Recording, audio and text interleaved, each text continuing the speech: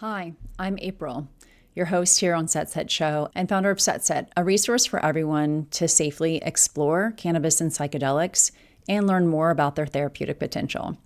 Today is the first of a two-part series with Amy Wong Hope, who is a licensed social worker, a trained psilocybin facilitator, a MAPS-trained MDMA facilitator, and is the director and founder of the Southwestern University School for Psychedelic Studies. In this first part of the series, we get into MDMA, what happens now that MAPS new drug application with the FDA has been rejected.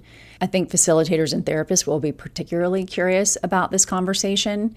We touch on mindfulness, not spirituality, mindfulness, and the clinical evidence around microdosing psilocybin. Again, this is the first part of our conversation, so you'll get to know Amy. We'll discuss the unique ways that MDMA-assisted therapy can help people reach parts of themselves that traditional therapy sometimes can't. And we start to touch on the book that she published this year, Small Doses of Awareness, which is a microdosing journal, which is designed to help people integrate microdosing into their daily lives. If you're interested in integrating microdosing into your wellness routine, be sure to check out the show notes that link to Micropsyched, Set's 12-week psilocybin microdosing program that was designed by clinicians to guide you through safe, structured approach to learn how to microdosing yourself. It's a DIY. This guide provides a step-by-step to microdosing that supports both beginners and experienced users. Join us as we explore the power of small doses and mindful practices with Amy Wong Hope. Let our audience know how we came to be here. You and I met through a workshop for a book that my co-author Shinyi Pei and I wrote called Small Doses of Awareness, a Microdosing Companion, a guided journal. You got your copy too right there. I am a clinical social worker in Santa Fe, New Mexico. I am an MDMA-assisted therapy trained therapist through MAPS, the MAPS organization, Multidisciplinary Association for Psychedelic Studies and Science. And I also am the director for the Psychedelic Studies program at Southwestern College of Counseling, which is a master's level counseling college and offers continuing ed credits for anybody who is a counselor across the nation, actually. Currently working on some exciting initiatives around psychedelic legislation in the state of New Mexico, where I live. And I also have a private practice where my focus is on treating trauma. I also provide psychedelic preparation and integration services to people. And I will be a graduate of the InterTrek cohort 3, the 2024 cohort for psilocybin facilitator training. I'll get licensed in possibly both locations of Oregon and undertake their additional study so I can get licensed in Colorado. I haven't decided yet, but most of that is so I can practice, talk publicly about that experience, and also integrate that into the psychedelic legislation I will be helping to write and supporting writing and helping folks who are researching it and coming up with policy. Great. I want to clarify one thing. You established the program that is at the Southwestern University, correct? Yes, thank you, April. It's hard for me to take credit. Being Asian, sometimes I don't say things like that, but I am the founder of that program. So I spent the past year and a half researching and pulling in guest speakers from around the world to speak in that program as well. And so really it's to help clinicians or psychotherapists, and actually anybody in the community who might be a nurse practitioner, a doctor, who wants to become psychedelically informed. Wonderful. And be able to talk to their patients about psychedelics and not feel scared about talking about them, and actually know where to look for the information. That's my goal, is for them to understand that they can reach out to networks and get more information. That's so interesting to me. You can speak openly about psilocybin therapy for MDMA, but it's not legal anywhere. No, I do think I can speak about it because I do think that as a trauma therapist, we're often working in altered states of consciousness all the time with our clients. I think a lot of that character in Poltergeist, the woman who helps Carol Ann come out. Carol Ann is stuck in a spirit world, and this woman goes in to bring in support, and she's anchored to the outside. And I do think of myself as someone who is anchored to consensus reality. And sometimes our clients have been conditioned with all sorts of beliefs caused by perpetrators and Yeah. traumas, both overt and implicit. I call it big T trauma, which is the big T traumas are assaults, and sexual assaults, war, and traumatic car crashes. And the small T traumas are the attachment wounds that everyone in the world, I believe we all carry attachment wounds. And sometimes they can come out in every interaction we have. So when I am working with people, I am working in an altered state often with them. And I see myself as grounded in this reality. I think that psychedelic work is an extension of that. And I saw that even during my MDMA training when we were doing role plays without MDMA on board. We were doing role plays and we did them for about 6 hours, different role plays. And we did feel when we were role playing the patient or the facilitator, we did feel like there was medicine in the room. We felt that energy. So I do think it's possible to talk about it. Okay. But here in the book, I talk about it really explicitly, which was very scary and actually really coming out of the psychedelic closet, if you will. I just said this yesterday or day before yesterday. I don't know how much more medicine I really need. You can get there, right? You can get to the state where you just need to be open to all possibilities, right? And medicine can help you get there. But once you've experienced that, you just know that you can. Do you always bring medicine into your sessions with your clients after, like with the role playing? I'm assuming that everyone in that room had experienced MDMA and then in the role play in a way that was informed. Do you go back into that space without the medicine? I think it's absolutely possible. And it really depends on where the client is at in their stage of integration afterwards and how to hold the container of that altered state. And that altered state is where we're more flexible. Our default mode system is a lot more flexible. And so we're seeing new things. And I really love the way that Dr. David Newt in his book, Psychedelics, the revolutionary drugs that could change your life, with a play on Michael Pollan's book, right? Which is also brilliant.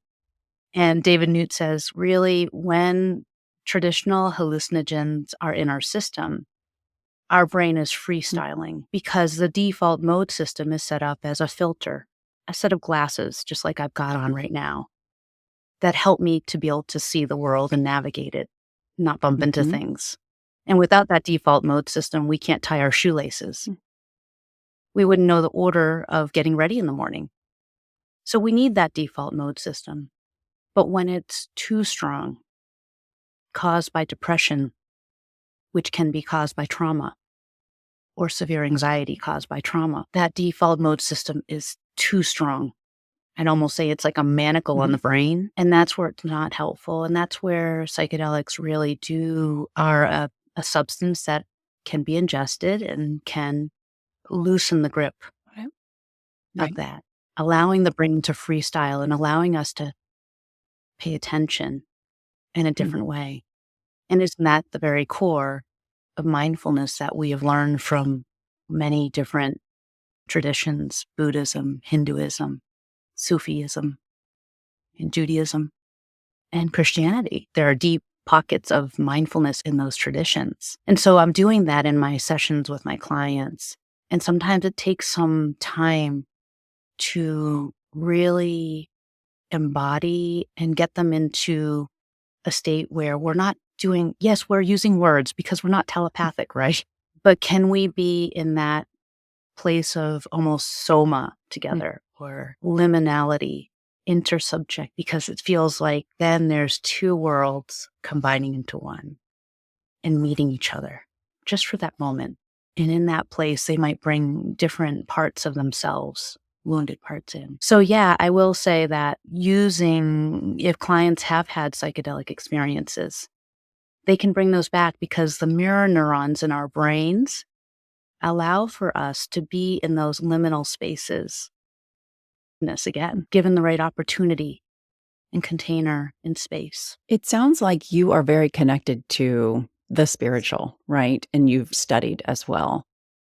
And you bring this into your sessions with your clients. So, what's the expectation from them? What understanding do they need to have, or background, or belief system when it comes to the spiritual in order to make the most of your sessions together? Certainly not. Because sometimes it's explicit for clients and sometimes it isn't. And if it isn't, then I don't use that language. Right. I meet them exactly where they're Okay. at. As a social worker, really, that's one of our primary directives. Meet your client where they're at. I do see my work as spiritual work, but I would never use that word. Okay. Mindfulness was the word that you used, not spiritual. Yeah. But in a way, we are all doing spiritual work because there's something beyond the emotion, the cognition, and our somatic sensations. It feels like that's part of your Hippocratic oath to meet the client where they are, if you were to have one, right? Yeah.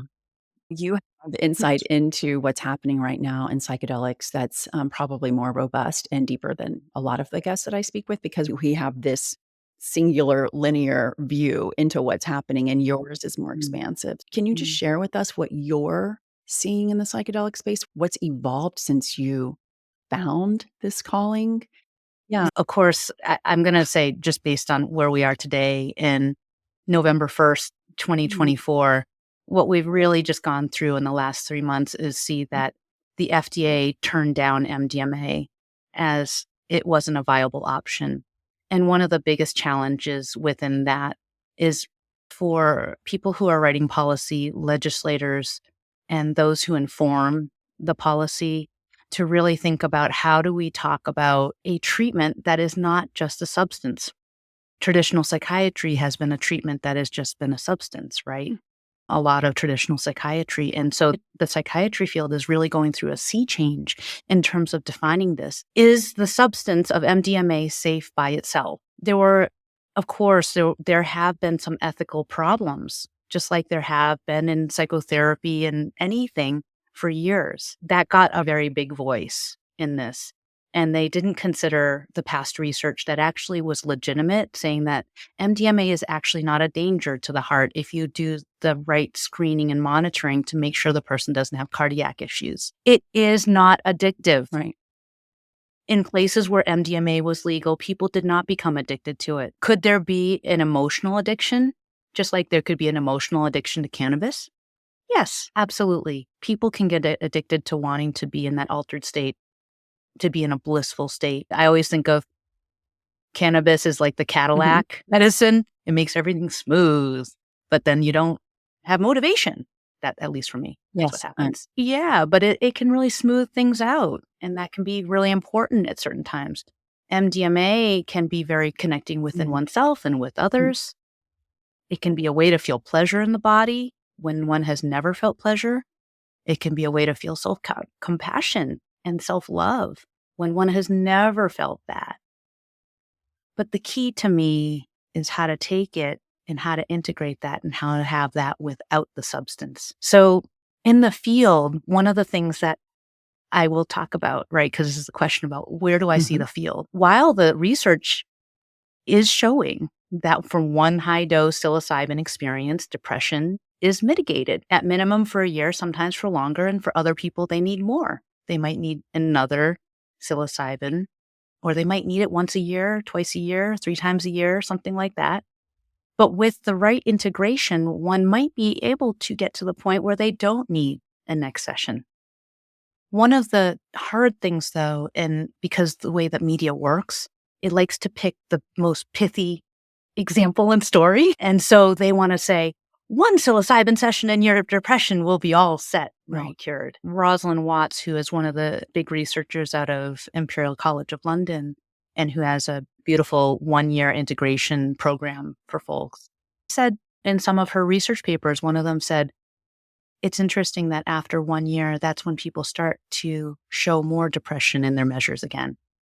And it's because sometimes the integration hasn't gone into changing the lives and the circumstances within the lives that created the depression in the first place.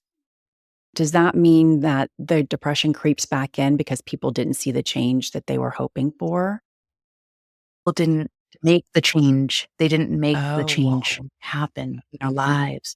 So let's say there's a dynamic in your marriage, and it's, oh, I'm not as bothered by that. But as time goes on, it really is a problem, or it is an inequality in the relationship or something that, right? Just like I like to use the car metaphor.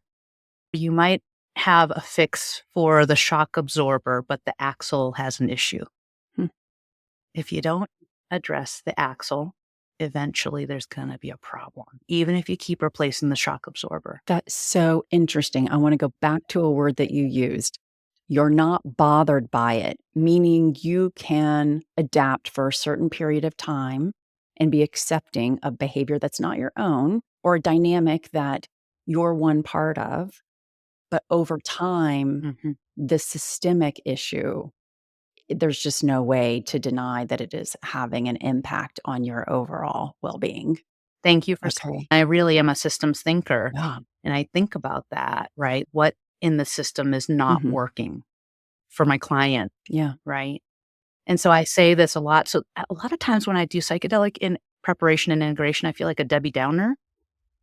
Systemically, what's going on here? Because the psychedelic is not a magic pill. It's not a magic wand. All it is a non-specific amplifier of all parts of our brain to ourselves for a certain period of time. 4 or 6 hours if it's psilocybin or MDMA, up to 12 hours if it's LSD. Why do you use the word non-specific? Meaning it impacts all parts of your brain. Yeah. Not all parts of our brain. It impacts really the parts of our brain that have the 5-HT2A receptors.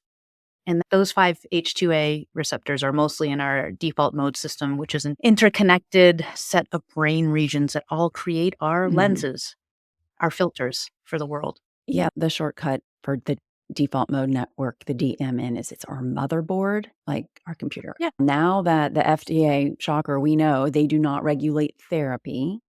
We do know that integration part of psychedelic medicine is critical, not mandatory. And we as a culture have been conditioned to take our pill and be on with our life and hope for the best. So my experience so far, people, they really don't want to do the work. That is just how most people feel, whether it's because they can't afford to have somebody that can help them with the work and they don't know what to do, because that's legitimate, or they have all the resources in the world, but man, change is hard. Change is hard. That's really where the book comes in a little bit more too. Because one of the things in the book that I would really integrate more about, like how to make it pleasurable and to really reinforce inside of ourselves that each step we take that is hard is undoing something that through the years was like a stalagmite, a drip of conditioning that created this hard rock-like substance, right? We've all been in a cave. Maybe we've seen a picture of a cave drip. That stalagmite is actually really hard. It's rock, isn't it? So if we want to undo that, it takes a moment to moment awareness and intervention on our own part. And we're living this life. If we think about Mary Oliver and her statement, what will you do with your one most precious life? Why wouldn't we? When we start to see and really reinforce for ourselves what we are actually doing in each step of that change is self-love. And I have seen this over and over with my clients, that as they create boundaries, as they say no, as they say yes to themselves, they go, I actually realize that I think I might be worthy. Because the mere act of doing that change, making that change for oneself, I'm talking about change that's really important to our innermost core. Some people might say soul. Some people say heart. Some people say spirit. And if you want to stay secular, innermost. If we know that, if we're really tuned into that on a very deep, tender, and loving level with ourselves, we're not really going to question the chopping wood carrying the water. The work. I call it chop wood, carry water. I always love that scene in Kill Bill, which is like one of my favorite all-time movies, the whole series. And she's like literally carrying the pails of water. And chopping the wood, hitting a piece of wood with our Mm-hmm. hand, right? That is our lives. And people will say about marriage and about life is hard. Being an adult is hard. Being married is hard. I recently was reading a book called Will Our Love Last for some of my clients because I recommend it to my clients. I was like, I think I just want to reread this book. And he said, you know what? A lot of couples come to me and say, marriage is commitment and hard work. Who the hell stays around for commitment and hard work when it's not any pleasure? Same thing for life, if we say that, right? So if we find what's really important to us and go for it, and we make changes in service of that thing that feeds us, we can chop wood and carry water, do so happily, actually. I think it's important that we know more about this book because the book is really focused on microdosing and microdosing psilocybin specifically, although I could say you can use it for LSD. It's about insights that come up while you're taking this subperceptual amount of mind-altering substance. Before we get into the origin of the book and how you came to be the co-author of this journal, let's talk about microdosing and the fact that set is all about evidence-based information and working with clinicians to bring proven tools and education to the consumer who is looking really to do this on their own, which is 3 out of 4 people that are curious about psychedelics. Microdosing psilocybin does not have any clinical evidence that shows that it's more effective than placebo. So I always like to start the conversation. What's the research around this? Why are we trusting this? How did you come to be a believer in this intervention? What are you seeing? What have you seen? Yeah. Okay. Let me just describe what microdosing is for viewers who might not be familiar with it first. With psychedelics is the idea of taking a subperceptual dose of one of the psychedelics on a periodic basis. And the idea is that you don't just take it once, you would take it on some sort of regular schedule.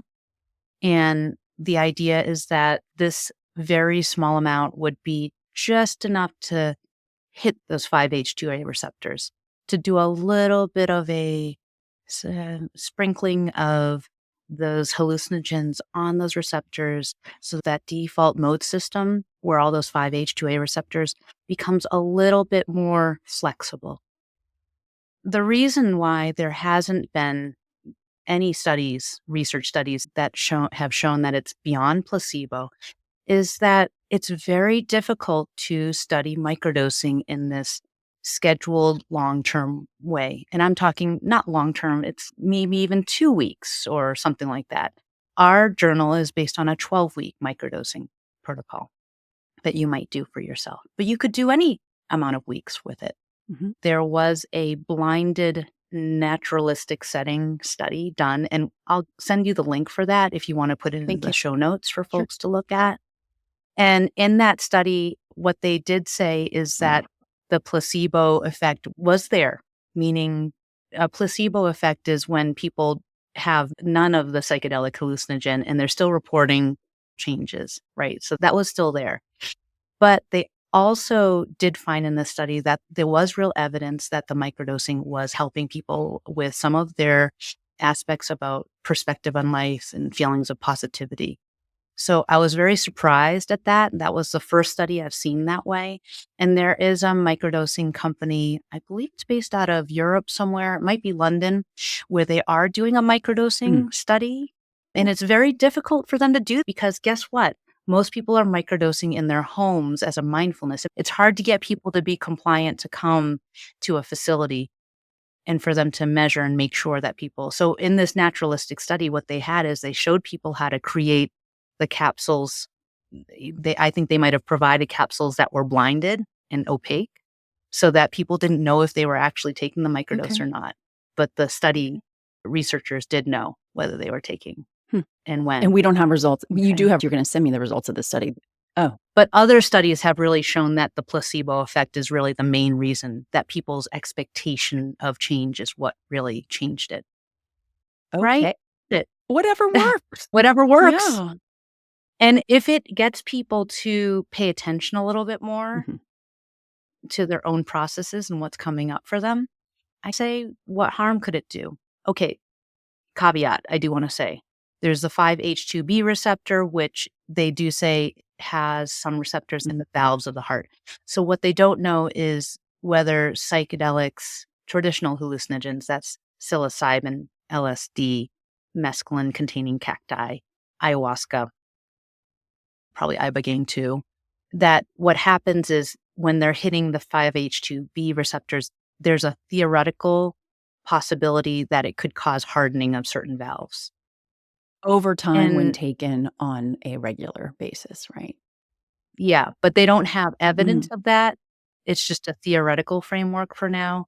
And I bet you in time, once they figure out how to track that information in a more Mhm. reliable way, they'll have more information on that. But it's not something that is ethical for them to study and say, go have microdosing for a year and then let's see if your valves harden. That would not be an ethical study, Interesting. right? But Yeah. why? Novel compounds, molecules not related to psychedelics are given to study participants all the time, and we don't know what's going to happen over. I don't understand the disconnect in the ethics. Good Yeah. question. I'm not a research principal investigator and have never held Mhm. that role, but it's a very good Yeah. question. But it is some bit of a concern. So somebody has some cardiac issues or vulnerabilities. It's something they might want to think about how often they might be microdosing. Again, microdosing is at subperceptual. It's usually 5 to 10% of a full dose. So most people are using psilocybin and LSD, but some people are microdosing cannabis. Some people even might want to microdose like lion's mane or Mhm. something like that. One of the protocols with psilocybin is, every third day, that's the James Fadiman approach. Every third day, you microdose with psilocybin or LSD. And then the Paul Stamets approach, he's a mycologist, activist, amazing person. And his suggestion is either 4 or 5 days with the microdose and one or anywhere from 2 to 3 days off. And when you do microdose each of those days, he calls it the Stamets stack. You don't have to buy his product. It's just lion's mane and will cause vasodilation in Mhm. the body. So the theory is that maybe the mushrooms reach the brain more. So I heard that it may be because it causes a natural flushing reaction so that we're not tempted to take more than the Mm. microdose that's been prescribed. David Nude said he believes that most people are not really microdosing, that they're just going above the microdose to a slightly perceptual dose. I almost would agree with him because it's not completely subperceptual. And the leaves do Mhm. look different when you go out on your walk. One That's thing that I right. hear from people is, "I couldn't feel anything, so I just stopped doing it." I think that people are Yeah. seeking that shift in perception, even if Yeah. it's so they're like, "Okay, the medicine is in me, and I can rely on that, and I can do something with that today." So, do you have any thoughts on Mhm. rest days? Because the Statement Stack has the rest days all in a row. Yeah. Fadiman is putting rest days in between your doses. Kendra, who is the director of Mm. programming here at SET, follows the Fadiman protocol and really believes that maybe you don't Mhm. have 2 rest days in between, but you should absolutely have 1. Do you have thoughts on that? Yeah, I follow the Fadiman Okay, protocol. great. I like to have usually 2 days in between Okay, actually for great. myself at And minimum. you chose a Yeah. 12-week protocol for the journal. Mhm. Mhm. Yes. Yeah, so I thought about my background in working in transformation and Mhm, change in psychotherapy with clients and really just reflected and could see that this idea of the 90 mhm, days is a really important number. It's actually in a lot of tr ancient traditions, Hindu mhm. traditions. I trained as a Kundalini yoga teacher, and I remember when my teacher had me do 90-day yoga and mantra sets, mindfulness sets. One of the theories was at 30 days, breaking through some blocks. At 60 days, you're still in the middle of breaking the Mhm. habit. And at 90 days, you've broken it and you've got something new going on. I like this idea of a 90-day cycle. And also as a psychotherapist, I think about it that way with my Mhm. clients. in 90-day periods. Where are we at? Where did we start and where are we at 90 days? I'm not so much of a traditional psychotherapist. I have a little bit of a coach inside of me where I want my clients to feel like things are moving as well. I don't like the idea of just coming in and we're doing the same thing every week. Right. We also created it as a 12-week process because we thought 4 weeks to open into the process and to arrive and we land. And it's like at the 3 to 4 week period, we've landed in our own process and know what it is every third day. And then we're like, oh, yeah, these are the things I'm noticing. So I thought of the beginning 4 weeks as the preparation stage or just entering into a process of our intention with microdosing. And then the middle weeks, that week 4 through 8 is like the grungy part where like our hands are in the dirt. We're like, whoa, yeah, this is some stuff we're seeing. This is some things, these are some interactions I'm having and I don't like the way this feels. I'm noticing this conditioned reality, conditioned identity of mine. And it feels like a shoe that's too tight. It's pinching me. It's giving me a blister. I'm tired of the blister. I'm tired of putting the Band-Aids on the blister. And then the last 4 weeks we think of as a time period of consolidation. What are you going to take with you? How do you take this mindset? This mimics the idea of if you were to do a single high dose or journey dose of a psychedelic, we would think about doing the preparation, the work, and the consolidation. And so it's like a transposing kind of metaphor, if you will, for me. And for our book, this idea of just opening in. What are you noticing in these first 4 weeks? You have some intention you're bringing in. How do they mix together? Right? How do they mix together? Right. Taking the time to set this up, not have the answers as soon as you open the book. Yeah. And it also bucks against this capitalistic idea, take the pill. Oh, I don't feel anything. Right. Chug with dairy water. Thank you for joining us for today's show. I'm April, and I'll be back the next installment of Set Show, where we cover everything you need to have a safe, supported psychedelic experience in the wild. If you're starting to think about holiday gifts, Set has you covered. For the stoners and psychonauts on your list, Set's Psychedelic Cards, a card game to enhance connection and exploration during altered states. Go to getsetset.com, that's GETSETSET.com, and get 1 deck of cards for free when you purchase 2 decks. Enter the number 3, FOR2, at checkout. That's 3, FOR2, at getset.com.